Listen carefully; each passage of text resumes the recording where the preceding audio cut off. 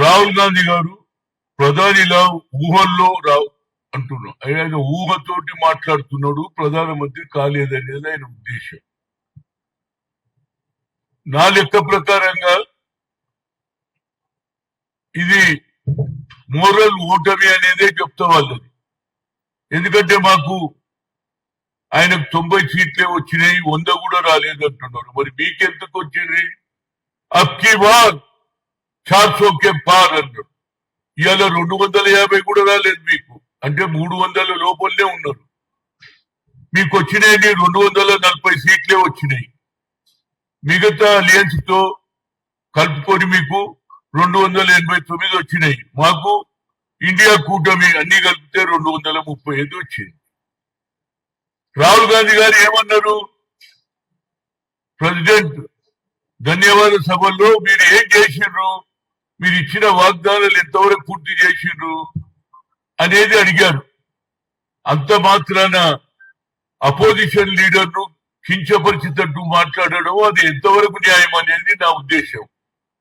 ఇవాళ మీరు చేసింది ఏంటి? ఇంకో మీదికెళ్ళేమంటున్నట్టే ఉగ్రవాదులను, ఏర్పాటువాదులను మీరందరూ కలుపుకొని దేశాన్ని చిన్న భిన్నం చేయాలి అనే ఆలోచన మాకు కాదు, మీకున్నది.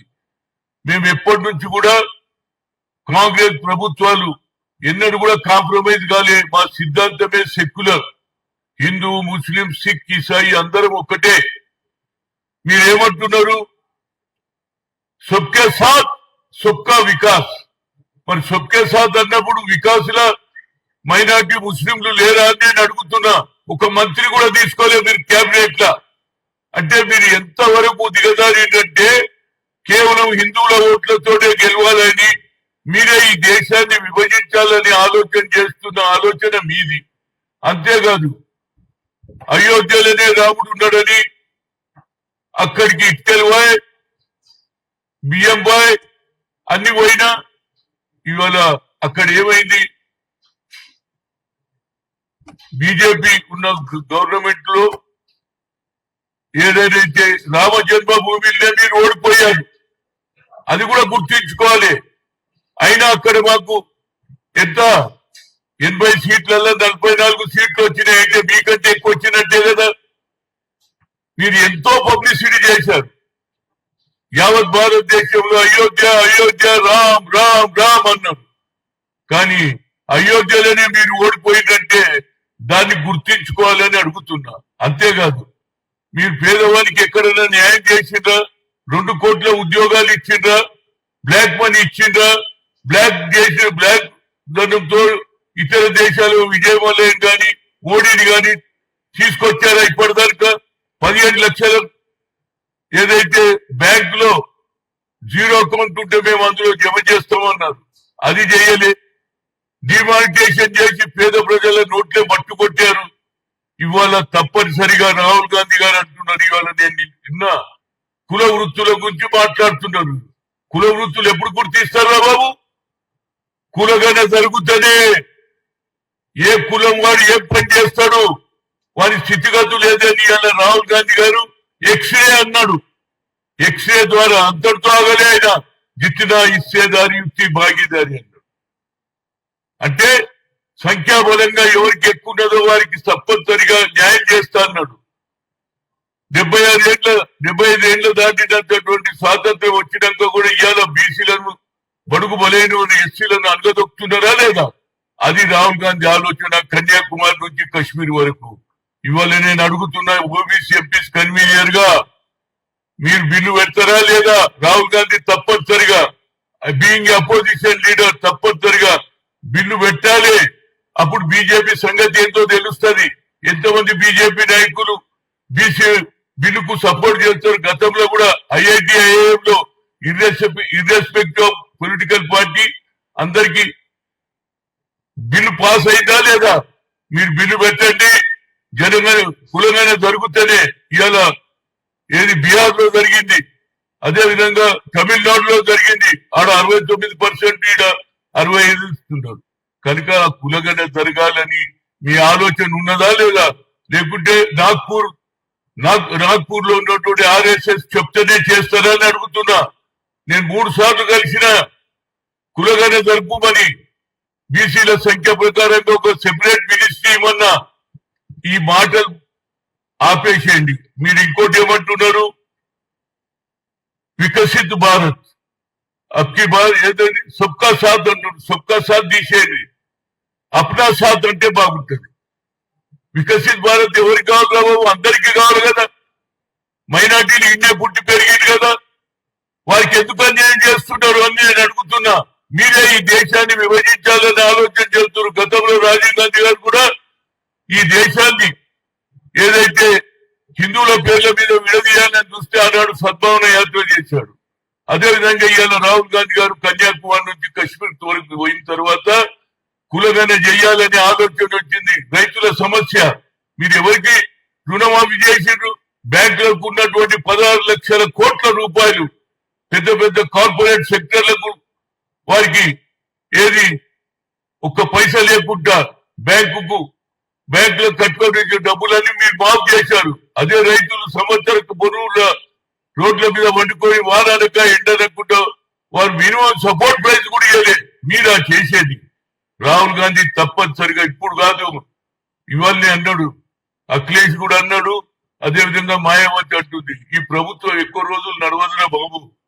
తప్పనిసరిగా రాహుల్ గాంధీ ప్రధానమంత్రి అయి తీర్చడు. మీరు ప్రధానమంత్రిని ఏది రాహుల్ గాంధీని అపోజిషన్ లీడర్ గా ఇన్సల్ట్ చేసే అధికారం లేదు. తప్పనిసరిగా మీరు ఇచ్చిన వాగ్దానాలు ఏది పూర్తిగానే, ప్రజలకు ఇచ్చిన హామీ పూర్తిగానే. ఎలక్షన్ లో 400 సీట్లు వస్తాయంటే 240 వచ్చే. అదే విధంగా ఇవాళ మీకు ఉన్న మాది కూడా సంఖ్య ఎంతున్నది? 235 మాది ఉంటే 289 మీకున్నది. ఎప్పుడన్నా ఈ ప్రభుత్వం ఎక్కువ రోజులు, ఎందుకంటే మీరు ఇచ్చిన హామీ నిలబెట్టుకోరు. ఎందుకంటే గతంలో కూడా ఇవే అబద్ధాలు చెప్పారు. ఇక్కడ మాత్రం ఏమడుగుతున్నారు? అదెందుకు చేస్తలేరు, ఇదెందుకు చేస్తలేరు? మీరు 10 ఏళ్లలో ఏం చేసిందని నేను అడుగుతున్నా. బీజేపీ వాళ్ళు కేవలం పబ్లిసిటీ. ఆర్ఎస్ఎస్ ఉన్నంత కాలం, ఆర్ఎస్ఎస్ బ్యాక్గ్రౌండ్ ఉన్నంత కాలం ఏ పేదవానికి న్యాయం జరగదు. మీరు బీసీ బిల్లు పెట్టినప్పుడు మీరు మద్దతు ఇవ్వకపోతే మీ నిజ స్వరూపం బయటపడుతుంది. అందుగురించి సబ్కా సాత్ అప్నా వికాస్ అనే బదులు సబ్కా సాత్ అప్నా సాత్ అను, అప్నా సర్కార్ అని ఉంది, అది ఒప్పుకుంటా. ఇది కేవలం కార్యకర్తల మీటింగ్ లో పెట్టి రాహుల్ గాంధీని ఇన్సల్ట్ చేయాలని చూస్తున్నారు. రాహుల్ గాంధీ ఇలా కడుగడ్డం నిన్నటి వరకు ఏమన్నా పప్పు అన్నాడు, ఇప్పుడు పప్ప అయిండు. పప్ప బాప్ బతిగా, కల్ తక్ బచ్చా సమझे अब బాప్ బతిగా. తప్పనిసరిగా ఆయన మాట్లాడే వివాదంలో కానీ అట్టడు కూడా ప్రజల గురించి ఆలోచన చేసే ఏకైక నాయకుడు ఆయన రాహుల్ గాంధీ. తప్పనిసరిగా ఈ దేశానికి ఆయన ప్రధానమంత్రి అయిన రోజే బడుగు బలైన వర్గాలకు న్యాయం జరుగుతూ వాళ్ళ నానమ్మ కూడా ఏ విధంగానైతే భూ సంస్కరణ అమలు చేసి దున్నేవాడికే భూమి ఇస్తే ఆ భూమి కూడా మీరు తీసేసుకుంటున్నారు. కనుక ఆయన అయ్యి తీర్చడు. ఈ మాటలు బంద్ చేయండి. రాహుల్ గాంధీని ఏదో అంటే మేము ఊరుకుంటామని కాదు. రాహుల్ గాంధీ పబ్లిక్ ఫిగర్ అయిండు. ఎక్కడికి పోయినా రాహుల్ గాంధీ జపం జరుగుతుంది.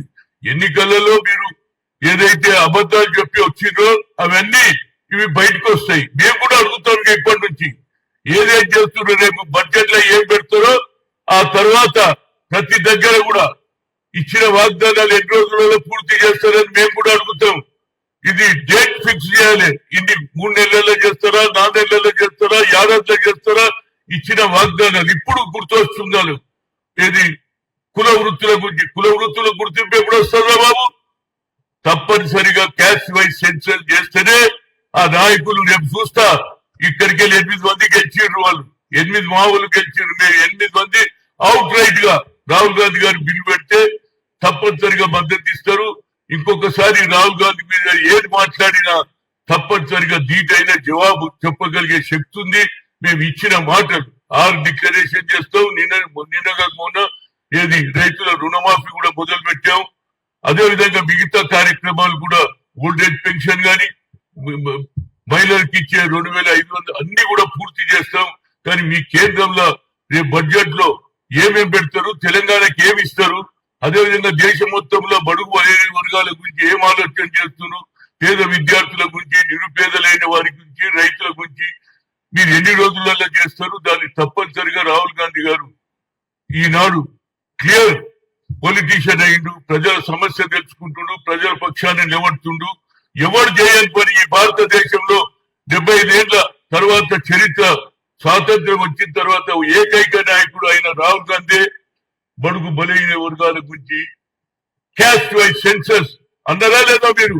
రాజ్నాథ్ సింగ్ 2008 లో అన్నాడు, ఇంతవరకు చేయలే. 3 సార్లు కలిసినా ఏం చేయలే, సెపరేట్ మినిస్ట్రీ కూడా చేయలే. కానీ వచ్చేసారి తప్పనిసరిగా రాహుల్ గాంధీ గారు తప్పనిసరిగా పార్లమెంట్ లో గట్టిగా ఏది ఎన్డీఏ గవర్నమెంట్ నుండి నిలదీస్తాడు, అడుగుతూనే ఉంటాడు, ప్రజల దగ్గరికి పోతూనే ఉంటాడు. ప్రజలకు న్యాయం వరకు మా పోరాటం కొనసాగుతుంది.